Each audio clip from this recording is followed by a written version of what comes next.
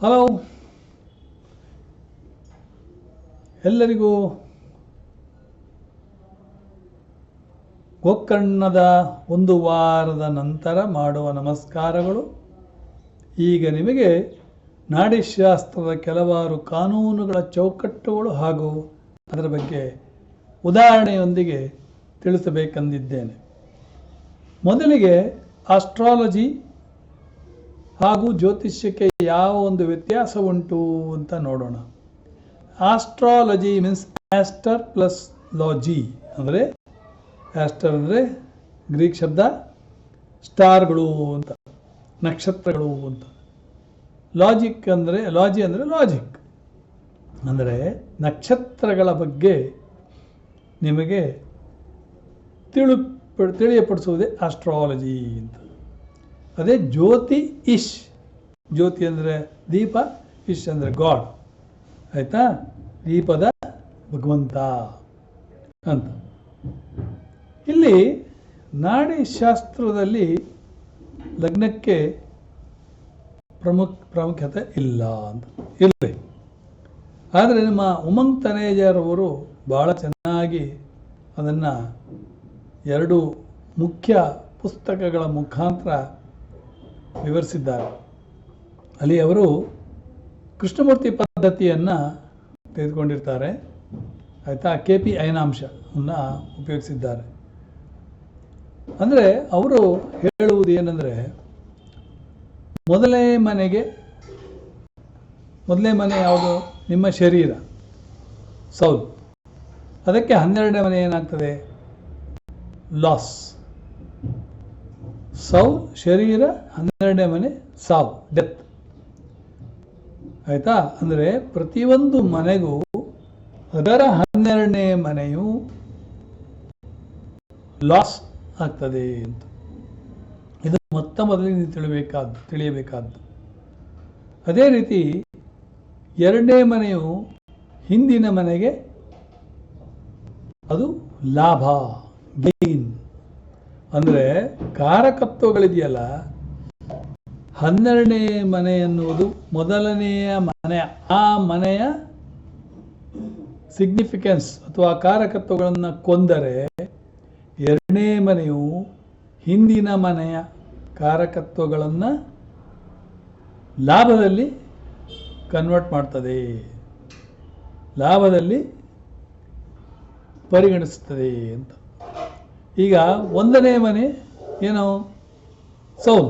2ನೇ ಮನೆ ಸ್ಪೀಚ್. 1ನೇ ಮನೆ ದ ನೇಟಿವ್, ಜಾತಕ. 2ನೇ ಮನೆ ಸಂಸಾರ, ಫ್ಯಾಮಿಲಿ, ಆಯಿತಾ. ಹಾಗೆ 2ನೇ ಮನೆ ಸ್ಪೀಚ್, ಅದೇ 3ನೇ ಮನೆ ಕಮ್ಯುನಿಕೇಷನ್. ಹಾಗೆ ಪ್ರತಿಯೊಂದಕ್ಕೂ ನೀವು ಹೋಗಿದ್ರೆ 5ನೇ ಮನೆ ಲವ್, 4ನೇ ಮನೆ, ಆಯಿತಾ. ಹಾಗೆ ಹಾಕ್ತಾ ಹೋಗಿ 6ನೇ ಮನೆ ಋಣ ರೋಗ ರಿಪು, ಸರ್ವೀಸಸ್. 7ನೇ ಮನೆ ಪಾರ್ಟ್ನರ್ಶಿಪ್. ಇನ್ನು ದಶ ಅಂತರ್ದಶ ಕೇಳಿದ್ದೀರಿ ನೀವು. ದಶ ಅಂತರ್ದಶಕ್ಕೆ ನಾವು ಭುಕ್ತಿ ಅಂತ ಹೇಳ್ತೇವೆ. ದಶ, ಭುಕ್ತಿ, ಅಂತರ್ ಅಂದರೆ ಅದರ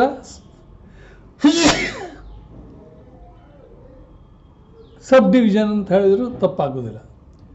ಮಹಾದಶ ಅದನ್ನೇ MD ಅಂತ, ಮಹಾದಶ, ಅಂತರ್ದಶ AD, ಪ್ರತ್ಯಂತರದಶ ಅಂತ ಕರಿತೇವೆ ಹಿಂಗೆ. ಇದರಲ್ಲಿ ದಶ ಅಂತರ್ದಶಕ್ಕಿಂತ, ಭುಕ್ತಿಗಿಂತ ದೊಡ್ಡದು. ಅದೇ ಭುಕ್ತಿ ಅಂತರ್ದಶಕ್ಕಿಂತ ಇನ್ನೂ ದೊಡ್ಡದು ಅಂತ. ಇದು 3ನೇ ಕಾನೂನು. 4ನೇ ಕಾನೂನು ಏನು ಹೇಳ್ತದೆ ಅಂದರೆ, ಗ್ರಹಗಳು, ಗ್ರಹ ನಕ್ಷತ್ರ ಅಧಿಪತಿಗಿಂತ ದೊಡ್ಡದು. ಅದೇ ನಕ್ಷತ್ರಾಧಿಪತಿ ಸಬ್ಲಾಡ್ಗಿಂತ ದೊಡ್ಡದು. ಯಾಕೆ ಸಬ್ಲಾಡ್ ಅಂತ ಹೇಳ್ತೇವೆ ನೋಡಿ, ನಿಮಗೆ ನಕ್ಷತ್ರ ಲಾರ್ಡ್ ಗೊತ್ತಿದೆ, ನಕ್ಷತ್ರ ಅಧಿಪತಿ ಗೊತ್ತಿದೆ. ಒಂದು ರೋಹಿಣಿ ನಕ್ಷತ್ರ ಅಧಿಪತಿ ಯಾರು ಹೇಳಿ? ಚಂದ್ರ. ಅದೇ ಅಶ್ವಿನಿ ನಕ್ಷತ್ರ ಅಧಿಪತಿ ಕೇತು. ಇದು ಕೃತಿಕಾ ನಕ್ಷತ್ರ ಅಧಿಪತಿ ಯಾವುದು? ಸೂರ್ಯ. ಕೃತಿಕಾ ಸೂರ್ಯ. ಸೊ ನಕ್ಷತ್ರ ಅಧಿಪತಿ ಗೊತ್ತಿದೆ, ಗ್ರಹಗಳು ಗೊತ್ತಿದೆ, 9 ಗ್ರಹಗಳಿದೆ. ಹಾಗಾದರೆ ಸಬ್ಲಾರ್ಡ್ ಅಂದರೆ ಏನು ನೋಡಿ. ನಕ್ಷತ್ರ ಅಧಿಪತಿ ಈಗ ಒಂದು ಸೂರ್ಯ ಒಂದು ಡಿಗ್ರಿಯಲ್ಲಿರ್ತಾನೆ. ಎಲ್ಲಿರ್ತಾನೆ? ಕನ್ಯಾದಲ್ಲಿರ್ತಾನೆ. ಆವಾಗ ಆ ಸೂರ್ಯನನ್ನು ಮತ್ತೆ ವಿಭಜಿಸಬೇಕು, ಅದು ಸಬ್ಲಾರ್ಡ್. ವಿಂಶೋತ್ರಿ ದಶಾ ಆರ್ಡರ್ ಮುಖಾಂತರ ಹೋಗ್ತದೆ. ಅಂದರೆ ಏನಾಯಿತು? ಸೂರ್ಯ ಚಂದ್ರ, ಸೂರ್ಯ ಕುಜ, ಸೂರ್ಯ ರಾಹು, ಸೂರ್ಯ ಗುರು, ಸೂರ್ಯ ಶನಿ, ಸೂರ್ಯ ಬುಧ, ಸೂರ್ಯ ಕೇತು, ಸೂರ್ಯ ಶುಕ್ರ. ಹೀಗೆ ವಿಂಶೋತ್ರಿ ದಶಾ ಮುಖಾಂತರ ಸಬ್ಲಾರ್ಡ್ ಹೋಗ್ತದೆ. ಈಗ ಏನಾಯ್ತಂದ್ರೆ ಜಗನ್ನಾಥ ಹೋರ ಸಾಫ್ಟ್ವೇರ್ ಯೂಸ್ ಮಾಡುವಾಗ, ನೀವು ಉಪಯೋಗಿಸುವಾಗ ಅಲ್ಲಿ ಬೇಸಿಕ್ ಇನ್ಫಾರ್ಮೇಷನ್ ಇದೆ, ಕೀ ಇನ್ಫಾರ್ಮೇಷನ್. ಅದರ ನಂತರ ನಿಮಗೆ ಕೆ ಪಿ ಸಿಸ್ಟಮ್ ಅಂತ, ಕೆ ಪಿ ಅಂತಿದೆ. ಕೆ ಪಿಗೆ ಆವಾಗ ಏನು ಮಾಡಬೇಕಂದ್ರೆ ಅಲ್ಲಿ ಸಬ್ಲಾರ್ಡ್ ಕೊಡ್ತಾರೆ. ಅಂದರೆ ಸೂರ್ಯನಿಗೆ ನಕ್ಷತ್ರ ಲಾರ್ಡ್ ಮೊದಲು ಕೇಳಬೇಕು. ಸೂರ್ಯನಿಗೆ ನಕ್ಷತ್ರ ಲಾರ್ಡ್, ಅದರ ನಂತರ ಸಬ್ಲಾರ್ಡ್. ಆಯಿತಾ? ಪ್ರತಿಯೊಂದಕ್ಕೂ ನೀವು ಹಾಕ್ತಾ ಹೋಗಬೇಕು. ಈಗ ಒಂದು ಉದಾಹರಣೆಯನ್ನು ನಾನು ಕೊಡ್ತೇನೆ. ಮಿಥುನ ಲಗ್ನದ ಜಾತಕ.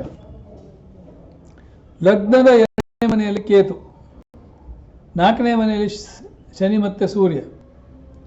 ಆಯಿತಾ? ಪಂಚಮದಲ್ಲಿ ಶುಕ್ರ ಬುಧ, ಸಪ್ತಮದಲ್ಲಿ ಕುಜ,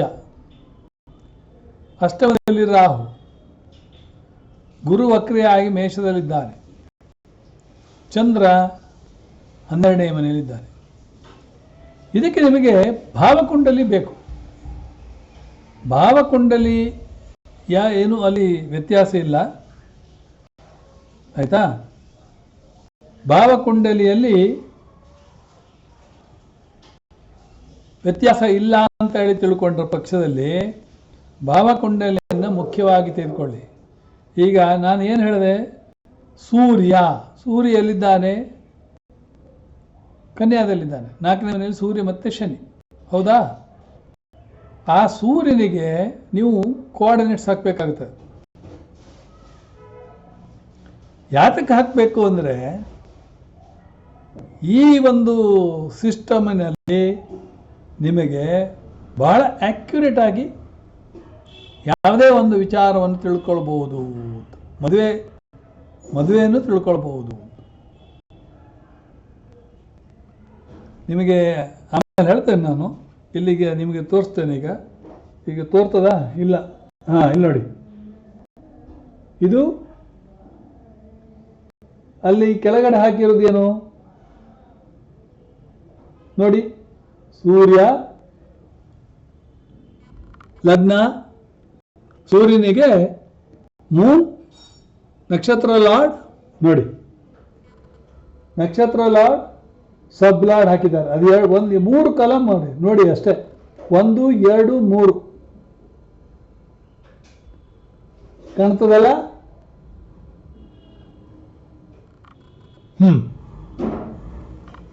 ಅದು ಯಾತಕ್ಕೆ ಬೇಕು ಅಂತ ಹೇಳಿ ನಾನು ಆಮೇಲೆ ಹೇಳ್ತೇನೆ ನಿಮಗೆ. ಈಗ ನಿಮಗೆ ಕೋಆರ್ಡಿನೇಟ್ಸ್ ಹಾಕಲಿಕ್ಕೆ ಹೇಳಿಕೊಡ್ತೇನೆ. ಭಾವಕುಂಡಲಿಯಲ್ಲಿ ಸೇಮ್ ಇದೆ. ಸೂರ್ಯ ಕನ್ಯಾದಲ್ಲಿ, ಲಗ್ನ ಮಿಥುನ ಲಗ್ನ, ಲಗ್ನದಿಂದ 4ನೇ ಮನೆ. ಸೂರ್ಯ ಎಲ್ಲಿದ್ದಾನೆ? ವಿರ್ಗೋ. ಲಗ್ನದಿಂದ 4 ಅಲ್ವಾ? ಮಿಥುನ, ಕಟಕ, ಸಿಂಹ, ಕನ್ಯಾ. ನೋಡಿ, ಸೂರ್ಯ ಇರೋದು 4ನೇ ಮನೆಯಲ್ಲಿ. ಸೂರ್ಯ ಯಾರ ಮನೆ ಅಧಿಪತಿ? ಸಿಂಹ ರಾಶಿ ಅಧಿಪತಿ. ಅಂದರೆ ಲಗ್ನದಿಂದ 3ನೇ ಮನೆ. ಅಂದರೆ ಕೋಆರ್ಡಿನೇಟ್ಸ್ ಏನಾಯಿತು? 3 ಮತ್ತು 4 ಹಾಕಿಡಿ. ಹೀಗೆ 3, 4. ಆಯಿತಾ? ನಿಮಗೆ ಹೇಳಬೇಕಾದ್ರೆ ನಾನು ಇಲ್ಲಿ ತೋರಿಸ್ತೇನೆ. ರವಿ 3 ಮತ್ತು 4 ನೋಡಿ, ಬರ್ತಿದೆ ನೋಡಿ. ರವಿ 3 ಮತ್ತು 4. ಇಲ್ಲಿ ಮಿಥುನ 3 ಲಗ್ನ, ಕೇತು 2ನೇ ಮನೆ, 4, 5 ಖಾಲಿ, 6 ಕನ್ಯಾದಲ್ಲಿ ರವಿ, ಶನಿ, 7 ಶುಕ್ರ, ಬುಧ, 8 7 8 9 9 ಧನುರಲ್ಲಿ ಕುಜ, ಆಮೇಲೆ 10ರಲ್ಲಿ ರಾಹು 11 12 ಇದರಲ್ಲಿ ಗುರು, ವಕ್ರಿ ಗುರು, ಚಂದ್ರ. ನೋಡಿ ಇಲ್ಲಿ ಹಾಕಿದ್ದೆ ನೋಡಿ, ಇದು ಉತ್ತರ ಭಾರತದ ಪದ್ಧತಿ. ಹೇಗೆ ಕುಂಡಲಿಯನ್ನು ಉತ್ತರ ಭಾರತದ ಜನರು ಹೇಗೆ ಹಾಕ್ತಾರೆ, ಈ ರೀತಿ ಚೌಕಾಬಾರ ಮಾಡಿ ಮಿಥುನ ಲಗ್ನವನ್ನು, ನಮ್ಮ ಸೌತ್ ಇಂಡಿಯನ್ ಪದ್ಧತಿ ನಿಮಗೆ ಗೊತ್ತೇ ಇದೆ, ದಕ್ಷಿಣ ಭಾರತ ಪದ್ಧತಿ, ಉತ್ತರ ಭಾರತ ಪದ್ಧತಿ. ಈ 3 ಲಗ್ನವನ್ನು ಮಿಥುನ ಮಧ್ಯೆ ನೋಡಿ ಇದು.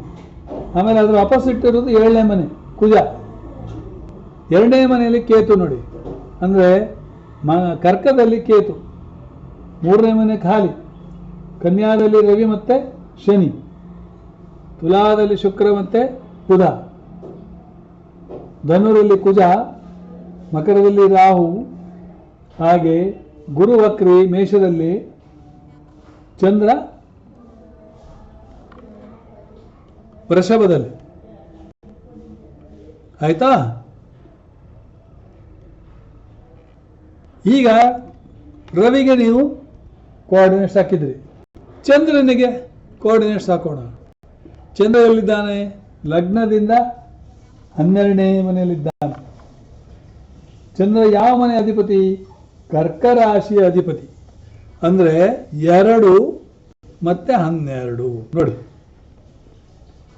ಚಂದ್ರ 2 ಮತ್ತೆ 12. ಈಗ ನೆಕ್ಸ್ಟು ಕುಜ, ಅದೇ ಆರ್ಡರ್ ಪ್ರಕಾರ ಹೋಗಬೇಕು. ಕುಜ ಎಲ್ಲಿದ್ದಾನೆ ನೋಡಿ, 7ನೇ ಮನೆಯಲ್ಲಿದ್ದಾನೆ. ಕುಜ ಯಾವ ಮನೆ ಅಧಿಪತಿ? ಮೇಷದ ಅಧಿಪತಿ, ಅಂದರೆ 11ನೇ ಮನೆ ಅಧಿಪತಿ, ಹಾಗೂ ವೃಶ್ಚಿಕದ ಅಧಿಪತಿ, ಅಂದರೆ 6ನೇ ಮನೆ ಅಧಿಪತಿ. ಅಂದರೆ ಫಸ್ಟ್ ಕುಜ ಎಲ್ಲಿದ್ದಾರೆ? 7, 6ನೇ ಮನೆ ಅಧಿಪತಿ, 11ನೇ ಮನೆ ನೋಡಿ, ಕಾಣಿಸ್ತಾ? 7, 6, 11. ಫಸ್ಟ್ ಎಲ್ಲಿ ಅಧಿಪತಿ, ಆಮೇಲೆ ಲಾರ್ಡ್ಸ್. ಇಲ್ಲಿಗ ಚಂದ್ರನಿಗೆ ನಾನು 12 ಬರಿತೇನೆ. ಲಾರ್ಡ್ಸ್ ಯಾರ ಅಧಿಪತಿ? ರವಿ ಅಧಿಪತಿ, ಕರೆಕ್ಟ್. 2, 12. ಯಾವ ಮನೆ ಅಧಿಪತಿ? ಕುಜ 6, 11, 7, 7ನೇ ಸ್ಥಾನದಲ್ಲಿ ಇದ್ದಾನೆ. ಹೀಗೆ ಮೊದಲಿಗೆ ಯಾವ ಮನೆ ಅಧಿಪತಿ, ಆಮೇಲೆ ಅವರು ಎಲ್ಲಿದ್ದಾರೆ. ಈಗ ಬುಧ ಎಲ್ಲಿದ್ದಾನೆ? ಯಾವ ಮನೆ ಅಧಿಪತಿ? ಮಿಥುನ ಲಗ್ನಾಧಿಪತಿ, ಮಿಥುನ ಲಗ್ನದ ಅಧಿಪತಿ, ಕನ್ಯಾ ರಾಶಿಯ ಅಧಿಪತಿ. ಅಂದರೆ 1 ಮತ್ತೆ 4. ಬುಧ ಎಲ್ಲಿದ್ದಾನೆ? ತುಲಾದಲ್ಲಿದ್ದಾನೆ, ಅಂದರೆ 5ನೇ ಮನೆಯಲ್ಲಿದ್ದಾನೆ. ಆವಾಗ ಏನು ಮಾಡಬೇಕು? 1, 4, 5. ಆದರೆ ಭಾವಕುಂಡಲಿಯಲ್ಲಿ ಅವ 4ನೇ ಮನೆಗೆ ಬರ್ತಾನೆ. ಭಾವಕುಂಡಲಿಯಲ್ಲಿ ಅವ 4ನೇ ಮನೆಗೆ ಬರ್ತಾನೆ. ಆದ್ರಿಂದ ಬುಧ 1 ಮತ್ತೆ 4 ಅಂತ ಹಾಕಿದ್ರೆ ಸಾಕು, ರಿಪಿಟೇಷನ್ ಬೇಡ. ಶುಕ್ರ ಎಲ್ಲಿದ್ದಾನೆ? ತುಲಾದಲ್ಲಿದ್ದಾನೆ, ಅಂದರೆ ಅದೇ ಮನೆ ಅಧಿಪತಿ ಕೂಡ. ಆಮೇಲೆ ವೃಷಭದ ಅಧಿಪತಿ, ವೃಷಭ 12ನೇ ಮನೆ, ತುಲಾ 5ನೇ ಮನೆ. ಶುಕ್ರ ಅಲ್ಲೇ ಇರೋದ್ರಿಂದ 2 ಸರಿ 5 ಹಾಕೋದು ಬೇಡ. 5 ಮತ್ತೆ 12 ನೋಡಿ, ಶುಕ್ರ 5 ಮತ್ತೆ 12. ಅದಾದಮೇಲೆ ಶನಿ ಎಲ್ಲಿದ್ದಾನೆ? ಕನ್ಯಾದಲ್ಲಿದ್ದಾನೆ. ಯಾವ ಮನೆ ಅಧಿಪತಿ? 8 ಮತ್ತೆ 9 ಅಂದರೆ ಮಕರ ರಾಶಿ ಹಾಗೂ ಕುಂಭ ರಾಶಿ ಅಧಿಪತಿ. ಸೊ 8, 9, 4 ನೋಡಿ, ಹೌದಾ? 8, 9, 4. ಈಗ ರಾಹು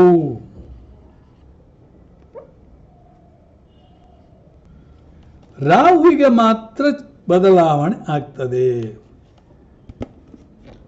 ರಾಹುಗೆ ಏನು ಬದಲಾವಣೆ ಅಂದರೆ, ಭಾವಕುಂಡಲಿಯಲ್ಲಿ ನೀವು ಎಲ್ಲಿದ್ದಾನೆ ಅಂತ ತಿಳ್ಕೋಬೇಕು. ಭಾವಕುಂಡಲಿಯಲ್ಲಿ ರಾಹು ಎಲ್ಲಿದ್ದಾನೆ? ಅಷ್ಟಮದಲ್ಲಿದ್ದಾನೆ. ಅವನನ್ನು ಯಾರು ನೋಡ್ತಾ ಇದ್ದಾರಾ ನೋಡಿ? ರಾಹುವನ್ನು ಯಾರು ನೋಡ್ತಾ ಇದ್ದಾರಾ? ಯಾರೂ ನೋಡುವುದಿಲ್ಲ. ನೋಡಿದರೆ ಆ ಗ್ರಹಗಳ ಕೋಆರ್ಡಿನೇಟ್ಸ್ ಹಾಕಬೇಕಾಗತ್ತೆ. ಆಯ್ತಾ? ಯಾರ ಮನೆಯಲ್ಲಿದ್ದಾನೆ? ಶನಿ ಮನೆಯಲ್ಲಿದ್ದಾನೆ. ಅಂದರೆ ರಾಹುವಿಗೆ ಶನಿಯ ಕೋಆರ್ಡಿನೇಟ್ಸ್ ಮಾತ್ರ ಬೀಳ್ತದೆ. ಪೊಸಿಷನ್, ಮೊದಲು ಪೊಸಿಷನ್. ರಾಹು ಎಲ್ಲಿದ್ದಾನೆ? ರಾಹು ಅಷ್ಟಮದಲ್ಲಿದ್ದಾನೆ. ಶನಿಯ ಕೋಆರ್ಡಿನೇಟ್ಸ್ ಏನು? 8, 9, 4. ಅಂದರೆ 8 ರಿಪೀಟ್ ಆಯ್ತಲ್ಲ, ಬೇಡ ನಮಗೆ. ಅಂದರೆ 9, 4 ನೋಡಿ, ರಾಹು ಮತ್ತು ಶನಿದು ಕೋಆರ್ಡಿನೇಟ್ಸ್ ಸೇಮ್ ಆಯಿತು. ಅದೇ ರೀತಿ ಕೇತು ಎಲ್ಲಿದ್ದಾನೆ? ಭಾವಕುಂಡಲಿಯಲ್ಲಿ ಕೇತು 4ನೇ, ಅಂದರೆ ಕರ್ಕದಲ್ಲಿ, ಅಂದರೆ ಲಗ್ನದಿಂದ 2ನೇ ಮನೆ.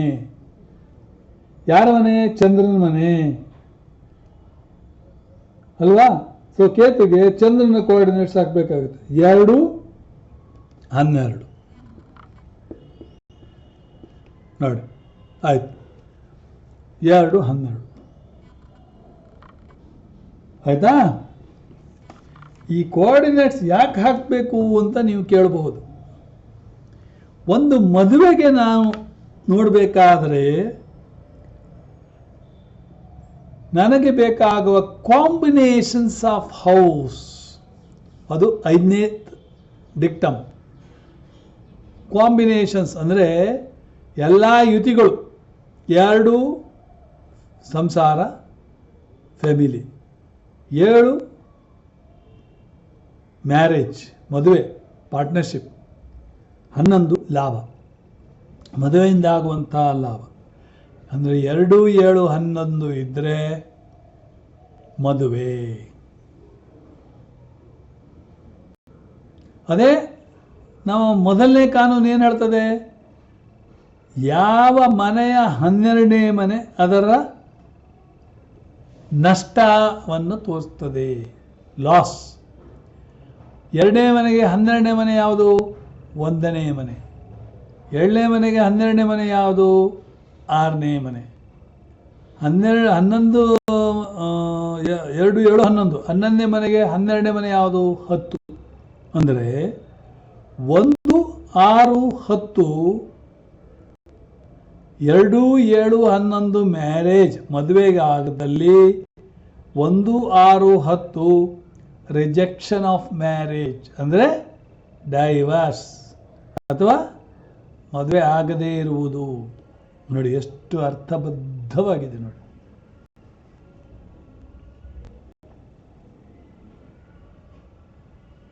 ಅದಕ್ಕೆ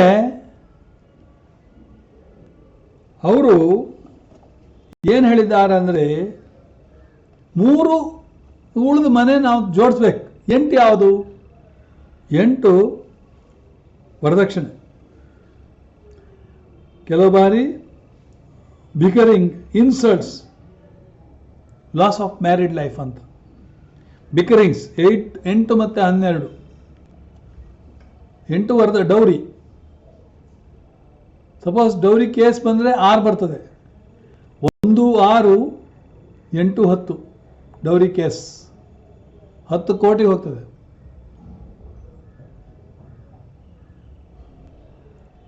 5 ಲವ್, 9 ಭಾಗ್ಯ. ಸೊ 5, 9 ಫೇವರ್, ಮದುವೆಗೆ ಫೇವರ್.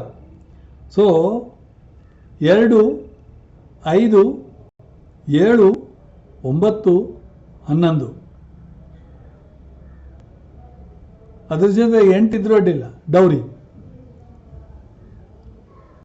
2, 5 ಅಂದರೆ ಲವ್, 2 ಅಂದರೆ ಫ್ಯಾಮಿಲಿ ಸಂಸಾರ, 5 ಅಂದರೆ ಪ್ರೀತಿ, 7 ಅಂದರೆ ಮದುವೆ ಅಥವಾ ಬಿಸ್ನೆಸ್ ಪಾರ್ಟ್ನರ್, 2, 5, 7, 9 ಅಂದರೆ ಭಾಗ್ಯ, 11 ಅಂದರೆ ಲಾಭ, 8 ಡೌರಿ. ನೋಡಿ ಎಲ್ಲ ಬಂತ. ಈಗ 3, 4 neutral, 5, 9 supportive, facilitates marriage. 12 bodily happiness, private happiness, investments, foreign settlements, ಅದು ಒಂದು ಸಪೋರ್ಟಿಂಗ್ 12. ಕೆಲ ಬಾರಿ ಲಾಸ್. 10, 12 ಸೇರಿಸಿದರೆ 8, 10, 8, 12 ಸೇರಿಸಿದರೆ bickerings, insults, loss to married life, along with signified with 1, 6, 10. 1, 6, 10, 8, 12 ಹೇಳ್ಬೋದು. ಓ ನಿಮ್ಮದು ಮದುವೆ ಕೋರ್ಟಿಗೆ ಹೋಯ್ತಾ, ಇನ್ಸಲ್ಟ್ ಆಯ್ತಾ, ಅಳ್ತಾ ಕೂತಿದ್ರ್ಯಾ,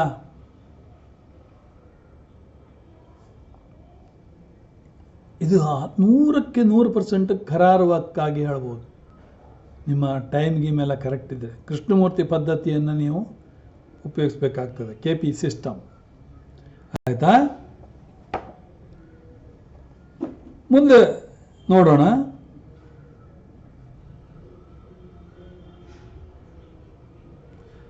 ಮುಂದೆ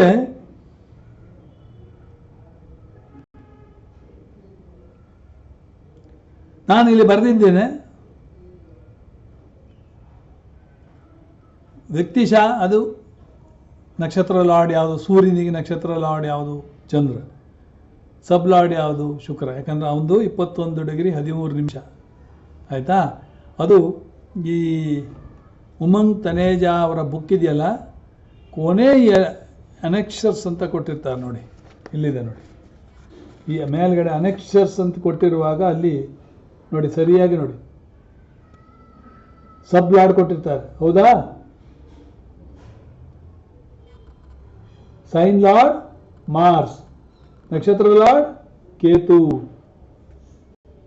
ಸಬ್ ಲಾರ್ಡ್ ಫಸ್ಟ್ ಕೇತು, ಆಮೇಲೆ ಶುಕ್ರ ವೀನಸ್, ಆಮೇಲೆ ಸೂರ್ಯ ರವಿ. ಸೊ ಹಾಗೆ ಹೋಗ್ತಾ ಇರ್ತದೆ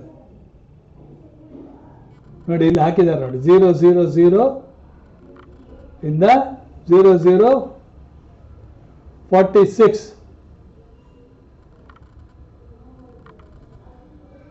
ಮಿನಿಟ್ಸ್ 40 ಸೆಕೆಂಡ್ಸ್. ಆಮೇಲೆ 0, 0, 46 to 43 ಡಿಗ್ರಿ ವರೆಗೆ ಶುಕ್ರ ಸಬ್ ಲಾರ್ಡ್. ಹಾಗೆ ನಮ್ದೇನು 21 ಡಿಗ್ರಿ ಬರ್ತದೆ, 21 ಡಿಗ್ರಿ 13 ನಿಮಿಷ ಎಲ್ಲಿ ಬರ್ತದೆ ನೋಡಿ, ಇಲ್ಲಿ ಬೃಹಸ್ಪತಿ ಬಂತು. 21 ಡಿಗ್ರಿ 13 ನಿಮಿಷ ನೋಡಿ ಬೃಹಸ್ಪತಿ. ಆದರೆ ಇಷ್ಟೆಲ್ಲ ಕಷ್ಟಪಡುವ ಅಗತ್ಯ ಇಲ್ಲ. ನೀವು ಸಾಫ್ಟ್ವೇರಲ್ಲಿ KP ಜಗನ್ನಾಥ್ ಅವರದಲ್ಲಿ KP ಒತ್ತಿದರೆ ಆಟೋಮೆಟಿಕ್ ನಿಮಗೆ ಸಿಗ್ತದೆ. ಈಗ ದಶಾ ಪದ್ಧತಿಯನ್ನು ನೋಡೋಣ. ನಮಗೆ ದಶಾ ಪದ್ಧತಿ ಪೂರಕವಾಗಿದೆಯೋ ನೋಡಿ. ರಾಹು ಪ್ಲಾನೆಟ್ಸ್ ಇಲ್ಲಿ ನೋಡಿ, ಇಲ್ಲಿ ಕೊಟ್ಟಿದೆ ನೋಡಿ. ರಾಹುಗೆ ನಕ್ಷತ್ರ ಅಧಿಪತಿ ಮಂಗಲ್, ಬೃಹಸ್ಪತಿ ಸಬ್ಲಾರ್ಡ್. ಈಗ ನಿಮಗೆ ಮೇಲ್ಗಡೆ ನಾನು ಕೋಆರ್ಡಿನೇಟ್ಸ್ ಹೇಳಿದ್ದೇನೆ. ರಾಹುಗೇನು 8, 9, 4. 4 ನ್ಯೂಟ್ರಲ್ ಆದರೆ 9 ಸಪೋರ್ಟಿವ್, 8 ಆಲ್ಸೋ ಸಪೋರ್ಟಿವ್. ಅಂದರೆ ರಾಹು ಮಹಾದಶ. ಮಂಗಲ್ ಯಾವುದು? ಮಂಗಲ್ ನೋಡಿ ಕೋಆರ್ಡಿನೇಟ್ಸ್ ಏನು? 6, 11, 7. 7, 11 ಅಂತೂ ನಮಗೆ ಸಪೋರ್ಟಿವ್ ಇದೆ. 6 ಒಂದು ಮಾತ್ರ ನಿಗೇಷನ್ ಆಫ್ ಮ್ಯಾರೇಜ್. ಬಿಟ್ಬಿಡಿ, ಬೇಡ. 7, 11 ಸಪೋರ್ಟಿವಾ? ಅಂದರೆ ನಕ್ಷತ್ರ ಲಾರ್ಡ್ ಸಪೋರ್ಟಿವ್ ಆಗಿದೆ. ಸಬ್ ಲಾರ್ಡ್ ಬೃಹಸ್ಪತಿ ಬೃಹಸ್ಪತಿ ಎಷ್ಟಿದೆ? ಓ, ಗುರು ಹಾಕ್ಲೇ ಇಲ್ಲ ನಾನು. ನೋಡಿ, ಗುರು ಎಲ್ಲಿದ್ದಾನೆ? ಗುರು ಎಲ್ಲಿದ್ದಾನೆ ನೋಡಿ, 11ನೇ ಮನೆಯಲ್ಲಿದ್ದಾನೆ, ಮೇಷದಲ್ಲಿ. ಗುರು ಇಲ್ಲಿ ಹಾಕಿದ್ದೇನೆ ನಾನು, ನೋಡಿ ಇಲ್ಲಿ ಗುರು ನೋಡಿ, ಮೇಷದಲ್ಲಿ ಹಾಕಿದ್ದಾನೆ ಗುರು. ನೋಡಿ, ಇದು ಗುರು 11ನೇ ಮನೆ, ಲಗ್ನದಿಂದ 11ನೇ ಮನೆ. ಯಾವ ಮನೆ ಅಧಿಪತಿ? ಧನುರ್ 7, ಮೀನ 10. ನೋಡಿ, 7, 10,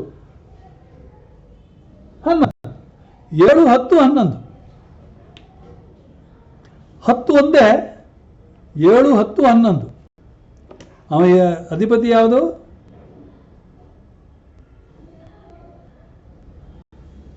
7, 10 ಇರುವುದು 11.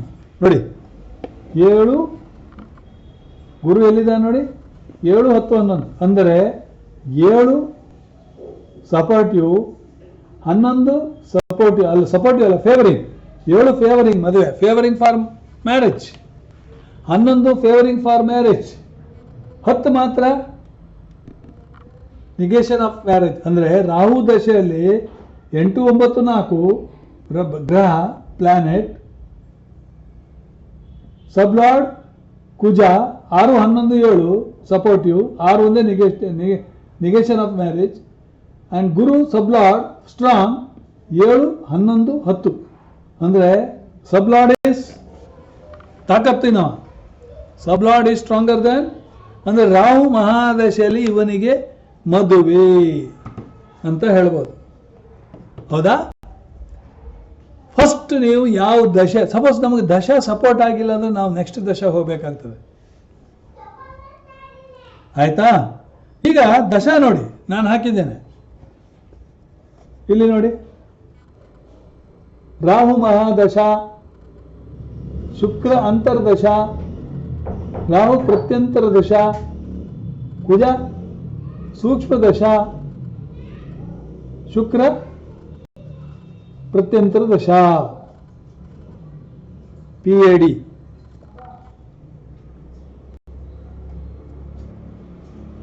ಅಂದ್ರೆ ಏನಾಯ್ತು? ದೇಹ ಅಂತರ್ದಶ ಆಯ್ತಾ? ಆಮೇಲೆ ನೋಡ್ಬೇಕು ದೇಹ ಅಂತರ್ದಶ.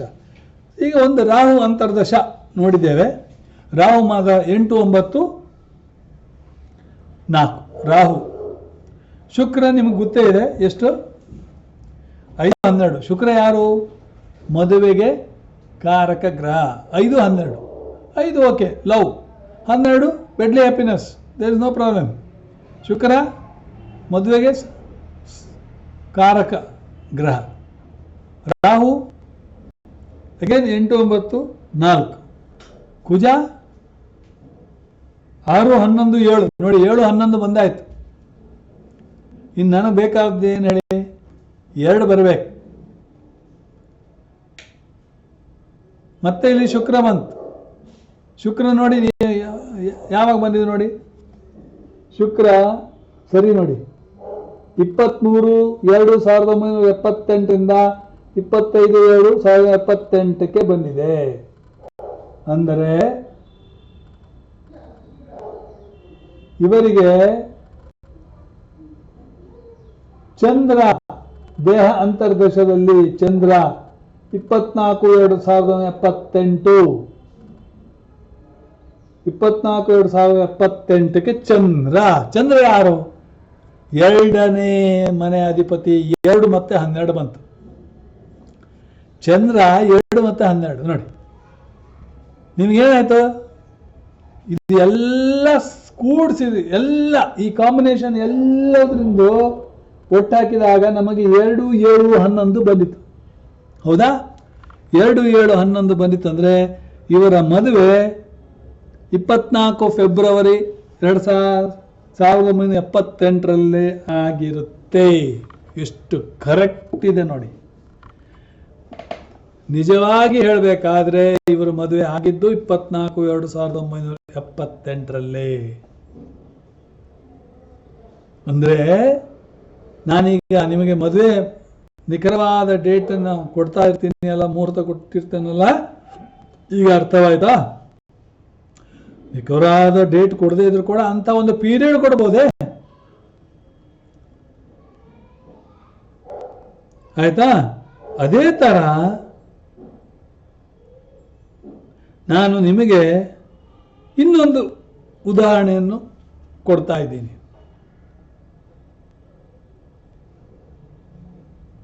ಅದು ಯಾವುದು? ಇಲ್ಲಿ ನೋಡಿ, ಈ ಒಂದು ರಾಶಿ ಕುಂಡಲಿ ಮತ್ತು ಭಾವಕುಂಡಲಿಯನ್ನು ಸರಿಯಾಗಿ ನೋಡಿ. ಮಿಥುನ ಲಗ್ನ, ಕಟಕದಲ್ಲಿ ಗುರು ವಕ್ರಿ, ರಾಹು ಮತ್ತೆ ಶನಿ ವಕ್ರಿ ಸಿಂಹದಲ್ಲಿ, ಶುಕ್ರ ವೃಶ್ಚಿಕದಲ್ಲಿ, ಸೂರ್ಯ ಮಂಗಳ್ ಬುಧ ಧನುರಲ್ಲಿ, ಕೇತು ಕುಂಭದಲ್ಲಿ, ಚಂದ್ರ ಮೀನದಲ್ಲಿ. ಅದೇ ಭಾವಕುಂಡಲಿ ನೋಡ್ಕೊಳ್ಳಿ.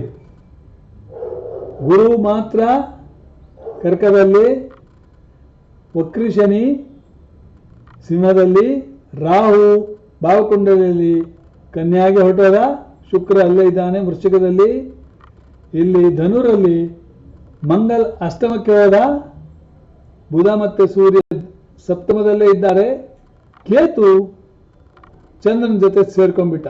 ಇಲ್ಲಿ ಕುಂಭದಲ್ಲಿದ್ದವ ಕೇತು ಚಂದ್ರನ ಜೊತೆ ಸೇರ್ಕೊಂಡ್ಬಿಟ್ಟ. ಈಗ ನೀವು ಹಾಕ್ಬೇಕು, ಕೋಆರ್ಡಿನೇಟ್ಸ್ ಹಾಕಿ. ಫಸ್ಟ್ ನಾನು ಹೇಳ್ತೇನೆ, ಗುರುವಿನ ಕೋಆರ್ಡಿನೇಟ್ಸ್ ಎಷ್ಟು ಹೇಳಿ? ಗುರು ಎಲ್ಲಿದ್ದಾನೆ? ಕಟಕದಲ್ಲಿದ್ದಾನೆ, 2 ಆಯಿತು. ಎಲ್ಲಿ ಯಾವ ಮನೆ ಅಧಿಪತಿ? 7 ಮತ್ತು 10ನೇ ಅಧಿಪತಿ. 2, 7, 10 ಹಾಕಿಬಿಡಿ. ನೋಡಿ, 2, 7, 10 ಬಂದ್ಬಿಡ್ತಂಗೆ. 2, 7 ಬಂದ್ಬಿಡ್ತು. 10 ರಿಜೆಕ್ಷನ್ ಆಫ್ ಮ್ಯಾರೇಜ್ ಬಿಡಿ. 2, 7 ಬಂತು. ನಂಗೀಗ 11 ಬೇಕು. 11 ಯಾರು? 11ನೇ ಮನೆ. 11ನೇ ಮನೆ ಕುಜ. ಕುಜನ ಕೋಆರ್ಡಿನೇಟ್ಸ್ ಹುಡ್ಕೋಣ. ಕುಜ ಯಾರಲ್ಲೇ ಎಲ್ಲಿದ್ದಾನೆ? 7ನೇ ಮನೆಯಲ್ಲಿದ್ದಾನೆ ನೋಡಿ. ಆದರೆ ಭಾವಕುಂಡಲಿಯಲ್ಲಿ ಅಷ್ಟಮಕ್ಕೆ ಹೋದವ, 8ಕ್ಕೆ ಹೋದ. ಅಂದರೆ 6, 8, 11. 6, 8, 11 ಕುಜನ ಕೋಆರ್ಡಿನೇಟ್ಸ್.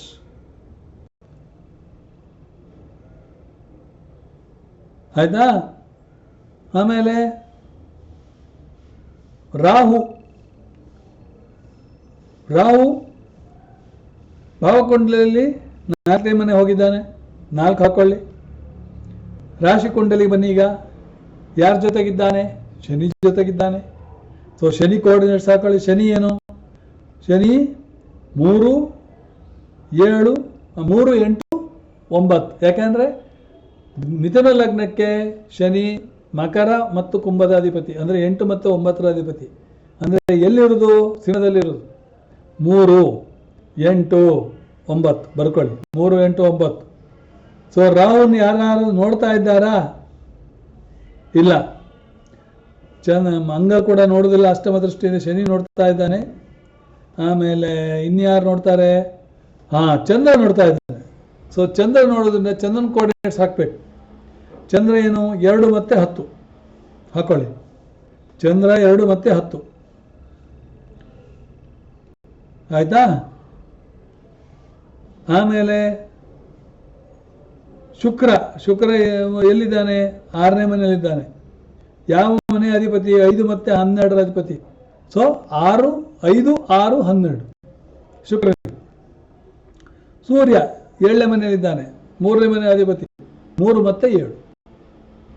ಇದಿಷ್ಟು ಹಾಕಿದ ಮೇಲೆ ದಶಾ ಸಿಸ್ಟಮಿಗೆ ಬನ್ನಿ. ಈ ದಶಾ ಸಿಸ್ಟಮ್ ಏನು? ಇದು 5 ಜನವರಿ 1979 ಜಾತಕ. ಇದು ಹೆಣ್ಣಿನ ಜಾತಕ. 5 ಜನವರಿ 1979, 4 ಗಂಟೆ 55 ನಿಮಿಷ ಸಾಯಂಕಾಲ ಹುಟ್ಟಿದಂಥ ಹುಡುಗಿ, ಡಿಸ್ಟ್ರಿಕ್ಟ್ ನಿಜಾಮಾಬಾದ್. ಈಗ ದಶಾ ಸಿಸ್ಟಮಿಗೆ ಬಂದರೆ ಶುಕ್ರದ ಮಹಾದಶ ನಡೀತಾ ಇದ್ದದ್ದು 17/4/1997ರಿಂದ 16/4/2017 ಶುಕ್ರ ಮಹಾದಶ. ಅದರಲ್ಲಿ ರಾಹು ಅಂತರ್ದಶ, ಅದರಲ್ಲಿ ಬೃಹಸ್ಪತಿ ಪ್ರತ್ಯಂತರ ದಶ, ಅದರಲ್ಲಿ ಶುಕ್ರ ಸೂಕ್ಷ್ಮ ದಶ, ಮಾರ್ಸ್ PAD. ಅಂದರೆ ಈ ಹುಡುಗಿಗೆ ಇಲ್ಲಿ ಕೋಆರ್ಡಿನೇಟ್ಸ್ ಹಾಕಿದ್ದೆ ನೋಡಿ, ನೀವು ಕರೆಕ್ಟಾಗಿ ನೋಡ್ಕೊಳ್ಳಿ. ಗ್ರೀನ್ ಇರೋದು ನಮಗೆ ಫೇವರಿಂಗ್ 2, 7, 11, 8 ಡೌರಿ ಆಯ್ತಾ.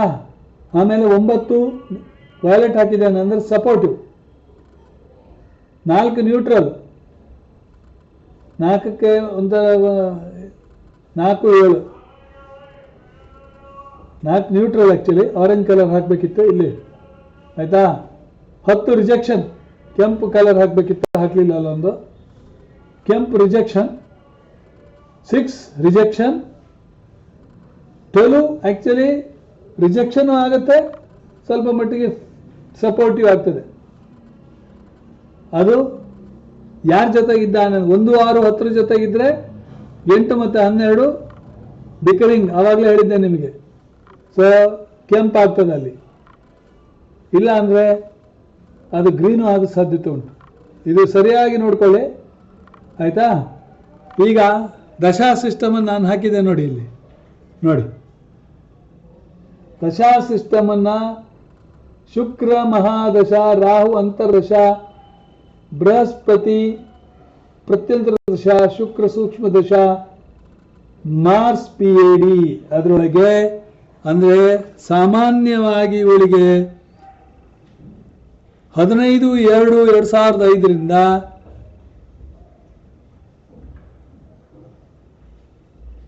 17/2/2005 ಒಳಗೆ ಮದುವೆ ಆಗಿದೆ. ಸ್ವಲ್ಪ ಮಟ್ಟಿಗೆ 2 ದಿವಸ 3 ದಿವಸ ಬಿಟ್ಬಿಡಿ, ಯಾಕಂದರೆ ಅಲ್ಲಿ ನಮ್ಮ ಟೈಮ್ ಕರೆಕ್ಷನ್ ಇರುತ್ತೆ. ಅಂದರೆ ಹೇಳೋದಾದರೆ 20 ಫೆಬ್ರವರಿ 2005 ಇವಳಿಗೆ ಮದುವೆ ಆಗಿದೆ ಆಯ್ತಾ.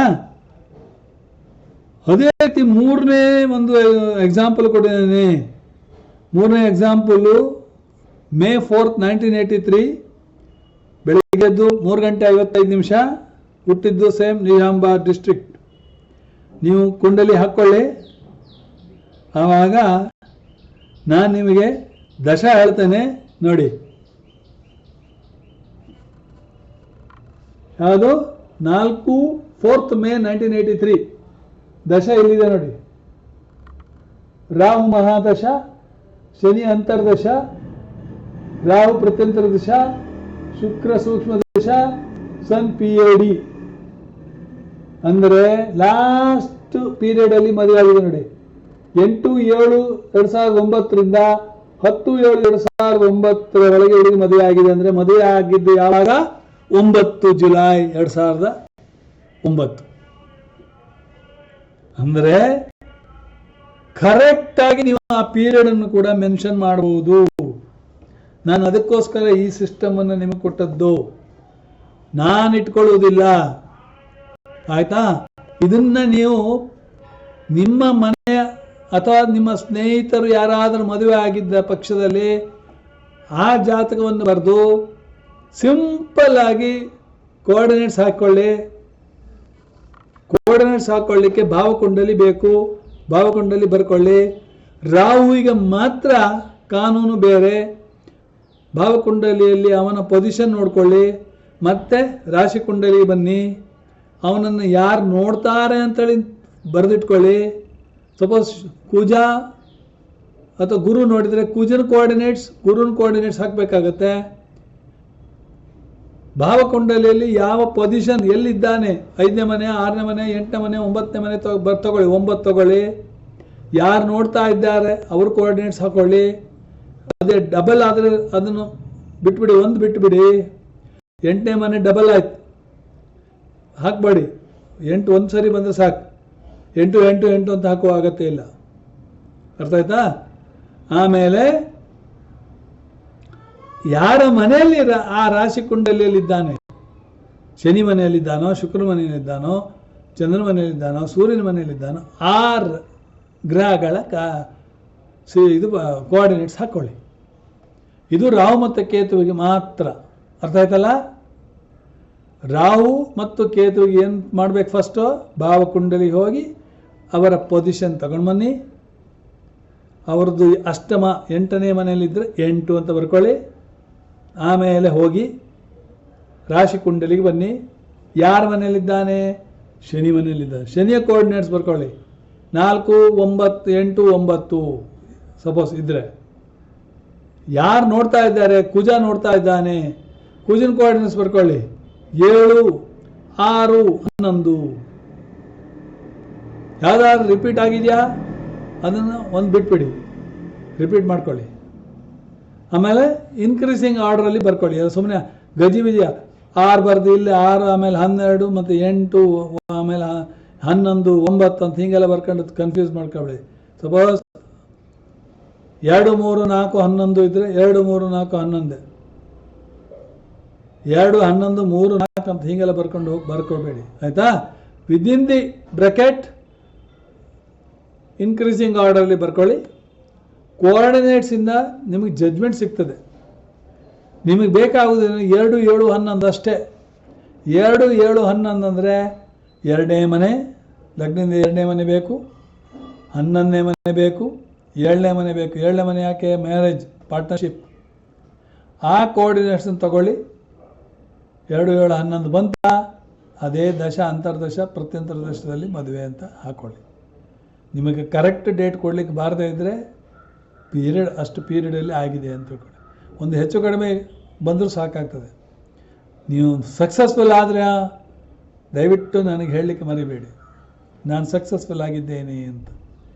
ಈ ರೀತಿ ಆಮೇಲೆ ಯಾವುದೇ ಹುಡುಗಿ ಇದ್ದರೂ ಫ್ಯೂಚರ್ ಇವಳು ಮದುವೆ ಯಾವಾಗ ನಡೀತದೆ ಅಂತ ನೀವು ಹೇಳ್ಬೋದು.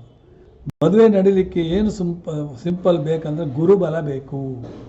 ಗುರುಬಲ ಆಲ್ರೆಡಿ ಹೇಳಿಕೊಟ್ಟಿದ್ದೀನಿ ನಿಮಗೆ. 2 ರಾಶಿಯಿಂದ 2, 5, 7, 9, 11ನೇ ಮನೆಯಲ್ಲಿ ಗುರು ಬಂದಾಗ ಗುರುಬಲ ಬರ್ತದೆ. ಅದರಲ್ಲಿ ಹೆಣ್ಣು ಮಕ್ಕಳಿಗೆ ಗುರುಬಲ ಬೇಕೇ ಬೇಕು. ಹೆಣ್ಣಿಗೆ ಗುರುಬಲ ಇದು, ಗಂಡಿಗೆ ಶುಕ್ರಬಲ ಇದ್ರೆ ಸಾಕು. ಗಂಡಿಗೂ ಗುರುಬಲ ಬೇಕಂತಿಲ್ಲ. ಆಮೇಲೆ ಇನ್ನೇನು? ಮದುವೆಗೆ ನಾಡಿಶಾಸ್ತ್ರದ ಪ್ರಕಾರ ಗೋಚಾರದ ಗುರು ಗಂಡಿನ ಜಾತಕದಲ್ಲಿ ಶುಕ್ರನನ್ನ ಚುಂಬಿಸಿದಾಗ ಅಥವಾ ನೋಡಿದಾಗ ಮದುವೆ ಆಗ್ತದೆ. ಅದೇ ಹೆಣ್ಣಿನ ಜಾತಕದಲ್ಲಿ ಗೋಚಾರದ ಗುರು ಕುಜನನ್ನು ಚುಂಬಿಸಿದಾಗ ಅಥವಾ ನೋಡಿದಾಗ ಮದುವೆ ಆಗ್ತದೆ. ಅದಕ್ಕೆ ಆವಾಗ ನೀವು ಅಯ್ಯೋ ಗುರುಬಲ ನೋಡ್ಬೇಕಂತೇಳಿ ನೋಡ್ಕೋಬೇಡಿ, ಆಯ್ತಾ? ಒಂದೆರಡು ತಪ್ಪಾಗ್ಬೋದೇನೆ, ದೊಡ್ಡ ಇದಲ್ಲ. ತಪ್ಪಾದರೆ ಆಯಿತು, ಏನಂತೆ. ಕೆಲವರು ಹಾಕ್ತಾರೆ ನನ್ನಿರಲ್ಲ, ನೀವು ಹೀಗೆ ಬರೆದಿದ್ದೀರಲ್ಲೋ, ನೀವು ತಪ್ಪು ಮಾಡಿದ್ದೀರಲ್ಲೋ, ನೀವು ಯುತಿಗೆ ಯುಕ್ತಿ ಬರೆದಿದ್ದೀರಲ್ಲೋ. ಅರೆ ಯಾರು ಓದುವವರಿಗೆ ಅರ್ಥ ಆದ್ರೆ ಸಾಕು. ಇವರು ಇದಕ್ಕೆ ಹಾಕಿದ್ದಾರೆ, ಎಡಿಟ್ ಮಾಡಲಿಕ್ಕೆ ನಾವೇನು ನಮ್ಮ ಹತ್ರ ಅಸಿಸ್ಟೆಂಟ್ಗಳು ಇದ್ದಾರಾ? 1 ಮ್ಯಾನ್ ಶೋ 66 ವರ್ಷದ ಕೂತ್ಕೊಂಡು ಮಾಡ್ತಾ ಇದ್ದೀನಿ. ನಿಮಗೆ ಏನು ಸಿಗ್ತಾ ಇದೆ ಅದಕ್ಕೆ ಧನ್ಯವಾದ ಹೇಳಿ. ಅದು ಬಿಟ್ಟು ನೀವು ಮಾಡಿದ್ದು ತಪ್ಪು, ಅಲ್ಲಿ ಅಕ್ಷರ ಹೋಗಿದೆ, ಇಂಗ್ಲೀಷು ಕನ್ನಡ ಮಿಕ್ಸ್ ಮಾಡಿದ್ರಿ, ಅಥವಾ ಮಿಥುನಕ್ಕೆ ಜಮಿನಿ ಅಂದರೆ ಇನ್ನೊಂದು ಕಡೆ ಕಟಕ ರಾಶಿ ಅಂದರೆ ಜಮಿನಿ ಕಟಕ ರಾಶಿ. ನಮ್ಮ ಗುರುಗಳು ಹೇಳಿದ್ದ, ಒಬ್ಬ ರಾಘವನ್ ಅಂತೇಳಿ ಇದ್ದಾರೆ, ಅವ್ರು ಹೇಳಿದ್ದಾಗೆ ಮಿಥುನ ಅಂದರೆ ಮಿಥುನನೇ ಉಪಯೋಗಿಸಿ. ಮಿಥುನ ಅಂದರೆ ಮೇಷ, ವೃಷಭ, ಮಿಥುನ, ಕಟಕ, ಸಿಂಹ, ಹೀಗೆ ಒಂದು ಆರ್ಡರ್ ಪ್ರಕಾರ ಇರಲಿ. ಒಂದು ಸರಿ ಏರಿಸ್ ಅಂತೀರಾ, ಇನ್ನೊಂದು ಸರಿ ಕಟಕ ಅಂತೀರಾ ಅಂದರೆ ಅದು ಸ್ವಲ್ಪ ಮಟ್ಟಿಗೆ ತಪ್ಪಾಗ್ತದೆ. ಹೌದು, ಅಂದರೆ ಅದು ಸರಿ ಆಗೋದಿಲ್ಲ. ಕೇಳುವವರಿಗೆ ಕಿರಿಕಿರಿ ಆಗ್ಬೋದು, ಆಯಿತಾ? ಬಟ್ ಅದನ್ನೇ ಒಂದು ದೊಡ್ಡ ತಪ್ಪು ಹುಡುಕಿದ್ದೇನೆ ಅಂತೇಳಿ ಕುಣಿದಾಡಬೇಡಿ. ನಿಮಗೆ ಬೇಕಾಗೋದು ಏನು? ಜ್ಞಾನ. ಜ್ಞಾನ ಹೇಗೆ ಬಂದರೆ ಏನು? ಜ್ಞಾನ ಸಿಕ್ಕಿದಲ್ಲ ಖುಷಿ ಪಡಿರಿ. ಅದರಲ್ಲಿ ಕೂಡ ತಪ್ಪಿರ್ಬೋದು. ತಪ್ಪಿದ್ರೆ ಅಯ್ಯೋ ನೀವು ತಪ್ಪು ಮಾಡಿದ್ರಲ್ಲ ಗುರುವರ್ರೆ, ನೀವು ತಪ್ಪು ಮಾಡ್ರೆ ನಾವು ತಪ್ಪು ಮಾಡ್ತೀವಿ. ಅರೆ ನಿಮಗೆ ಪುಸ್ತಕ ಇದ್ದದ್ದೇನಕ್ಕಪ್ಪ, ಓದಿಯಪ್ಪ, ನನ್ನ ಮೇಲೆ ಪೂರ ಟ್ರಸ್ಟ್ ಇಡಬೇಡಿ. ಜ್ಯೋತಿಷಿಗೆ ನಾನು ಬೆಲೆ ಕೊಡದೆ 65%, ಅದಕ್ಕೆ ನೀವು ನನಗೆ 100% ಬೆಲೆ ಕೊಟ್ರೆ ನಿಮ್ಮ ತಪ್ಪಲ್ವೋ? ಹೌದಾ ಅಲ್ವಾ? ಅದರಿಂದ ಯಾರಿಗೂ ಹೆಚ್ಚಿಗೆ ಬೆಲೆ ಕೊಡಬೇಡಿ, ದಯವಿಟ್ಟು ಓದಿ ಅಷ್ಟೇ. ನೀವು ಖುಷಿ ಪಡಿ. ಏನಂದರೆ ಇವರು ಅಷ್ಟು ಜ್ಞಾನವನ್ನು ನಮ್ಗೆ ಧಾರೆ ಹರಿತಾ ಇದ್ದಾರಲ್ಲ, ಇವರಿಗೆ ನಾವು ಧನ್ಯವಾದಗಳನ್ನು ಅರ್ಪಿಸಬೇಕು. ಇವರಿಗೆ ನಾವು ಗುರು ಕಾಣಿಕೆಯನ್ನು ಕೊಡಲೇಬೇಕು.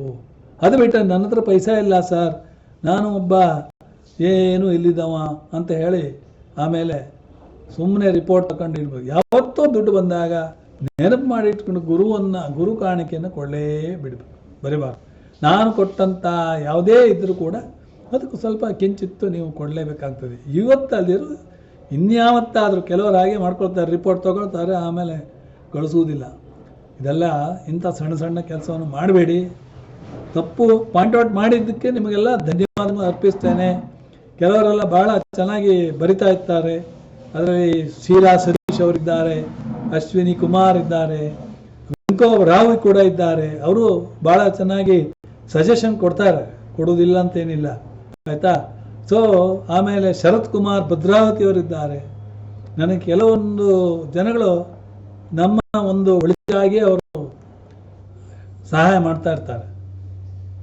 ನಾನು ಅವರನ್ನು ಹೊಗಳದೆ ಬಿಡುವುದೇ ಇಲ್ಲ, ಆಯಿತಾ. ಸೊ ಆದರೆ ಹೊಗಳೆ ಹೊನ್ನಶೀಲಕ್ಕೆ ಏರಿಸದಿರಯ್ಯ ಅಂತ ಬಸವಣ್ಣನೇ ಹೇಳಿದ್ದಾರೆ. ಅಂದರೆ ನಿಮ್ಮನ್ನು ಹೊಗಳಿ ಜಾಸ್ತಿ ಹೊಗಳಿದ್ರು ಕಷ್ಟವಾಗ್ತದೆ, ಆಯಿತಾ. ಸೊ ಆದರೆ ನನ್ನನ್ನು ಬಹಳ ತೀರ ಸ್ನೇಹಿತ ಅಂತ ತಿಳ್ಕೊಬೇಡಿ. ಸ್ನೇಹಿತನಾಗ್ತೇನೆ, ಯಾಕಂದರೆ ಮಿಥುನ ಲಗ್ನ, ಉದಾ, ಬಾಲಿಶಾ, ಚೈಲ್ಡಿಶ್. ಓಕೆ, ಎಷ್ಟೇ ವರ್ಷ ಆದರೂ ಕೂಡ ಅವರು ಚೈಲ್ಡಿಶ್ ಬುದ್ಧಿ ಬಿಡುವುದಿಲ್ಲ. ಆದ್ದರಿಂದ ಅದನ್ನು ತಿಳ್ಕೊಂಡು ಸರ್ ನನ್ನ ಜಾತಕ ಹೇಳಿಬಿಡಿ ಸರ್ ಅಂತೇಳಿ ಎಲ್ಲ ಹಾಕಬೇಡಿ, ದಯವಿಟ್ಟು ಹಾಕಬೇಡಿ. ಜಾತಕ ಹೇಳಲಿಕ್ಕೆ ನಾನು ನಿಮ್ಮ ವ್ಯಕ್ತಿಗತ ಆಸ್ಟ್ರಾಲಜರ್ ಅದೇ ಅಲ್ಲ. ನನಗೆ ಎಷ್ಟು ಕೆಲಸ ಇದೆ ನಿಮ್ಗೆ ಗೊತ್ತಿಲ್ಲ. 7 ದಿವಸ ಗೋಕರ್ಣಕ್ಕೆ ಹೋದಾಗ ಸುಮಾರು ಫೋನ್ ಕಾಲ್ ಬಂದಿದೆ ನನಗೆ. ಅದನ್ನೆಲ್ಲ ಈಗ 21ನೇ ನಂತರ ಕಾಂಟ್ಯಾಕ್ಟ್ ಮಾಡಿ ಅಂತ ಹೇಳಿದ್ದೇನೆ, ಆಯಿತಾ. ಗೋಕರ್ಣಕ್ಕೆ ಹೋದರೂ ಸುಮ್ಮನೆ ಕೂತ್ಕೊಳ್ಳಿಲ್ಲ, ಅಲ್ಲಿ ಒಂದು ಸಣ್ಣ ಕತೆ ಬರೆದು ಅದು ಒಂದು ವಿಡಿಯೋವನ್ನು ಅಪ್ಲೋಡ್ ಮಾಡಿರ್ತೇನೆ ನಿಮ್ಮಗಳ ಒಳಿತಿಗಾಗಿ.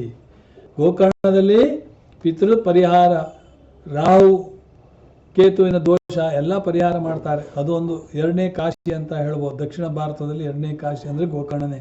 ಯಾಕಂದರೆ ಆತ್ಮಲಿಂಗವನ್ನು ತಂದಂಥ ರಾವಣ ಗಣಪತಿಯ ಒಂದು ಬುದ್ಧಿವಂತಿಕೆಯಿಂದ ಅದು ನಮ್ಮ ಕರ್ನಾಟಕದಲ್ಲಿ ಬಿದ್ದು ಒಂದು ಗೋಕರ್ಣ ಕ್ಷೇತ್ರವಾಗಿ ಪರಿಣಾಮಗೊಂಡಿರುವುದು.